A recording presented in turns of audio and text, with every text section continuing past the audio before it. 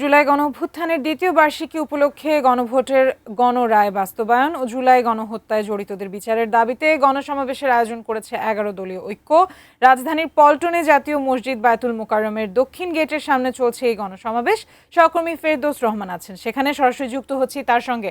ফেরদৌস, আমাদের জানাবেন, গণসমাবেশে বিভিন্ন নেতা কর্মীরা যোগ দিয়েছেন, তাদের গণসমাবেশের মূল দাবি এবং মূল বিষয় সম্পর্কে আমাদের জানাবেন।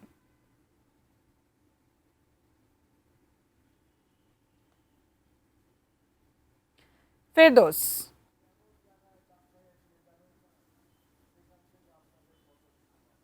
আমি ডক্টর শফিকুর রহমান এখানে প্রধান অতিথি হিসেবে উপস্থিত হয়েছেন। যে কথাগুলো বলা হচ্ছে সেটি হচ্ছে যে জুলাই গণ অভ্যুত্থানের মাধ্যমেই বাংলাদেশে ফ্যাসিবাদের পতন হয়েছে এবং সেই ফ্যাসিবাদ হওয়ার পরে একটি নির্বাচনের মাধ্যমে বিএনপি সরকার গঠন করেছে।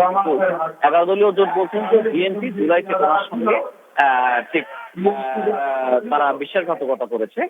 কেননা জুলাইয়ে যে কথাগুলো ছিল যে সংস্কার পরিষদ গঠন, সংবিধানের পরিবর্তন নিয়ে আসা এবং সেই সঙ্গে প্রধানমন্ত্রী রাষ্ট্রপতির মধ্যে ক্ষমতার ভাগাভাগি, দলীয় প্রধান এক জুলাই সনদে স্বাক্ষরকারী যে দলগুলো ছিল তারা কিন্তু এগুলোতে একমত হয়েছে এবং গণভোটের মাধ্যমে মানুষ সেটাকে বৈধতা দিয়েছে। এখন সেটি বাস্তবায়ন না করাতে বিএনপি প্রতিনিধি জনগণের সাথে বিশ্বাসঘাতকতা করেছে, এটি এই মঞ্চ থেকে বলা হচ্ছে।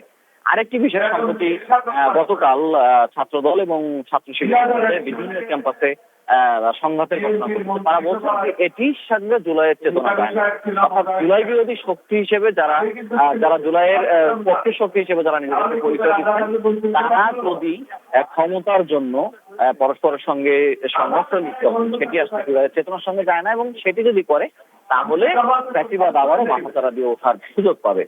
এবং এখানে বলা হচ্ছে দায়গুলো বিএনপি সমালোচনা প্রত্যেকটি নেতা কর্মী এখানে করছেন। যেমন নাসিরউদ্দিন পাটোয়ারি বলেছেন যে ক্ষমতা চিরস্থায়ী নয়, সেই আন্দোলন শুরু হয়ে গেছে, এখন তারা অচিরেই সরকার পতনের ডাক দেবেন।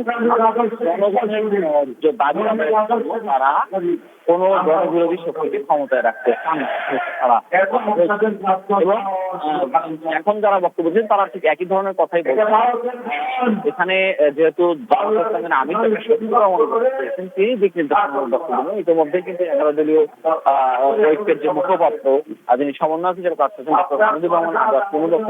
তিনি বলছেন যে আগামীকাল তারা একটি অবস্থান কর্মসূচি পালন করবেন, সেখানে জামায়াত ইসলামী উপস্থিত থাকবেন। তাদের দাবি হলো যে যতক্ষণ পর্যন্ত গণভোটের রায় বাস্তবায়ন করা হবে না ধারাবাহিক বা আমাদের প্রয়োজনে তারা সবাইকে সংগঠিত দায় দেবেন। অর্থাৎ তারা বলছেন তারা জনবিরোধী কাজ করবে, তাদের ক্ষমতায় থাকার বৈধতা সঙ্গে সঙ্গে কেননা ক্ষমতা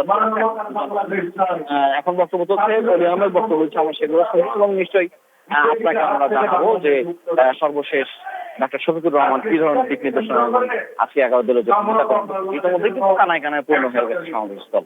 আর যেটা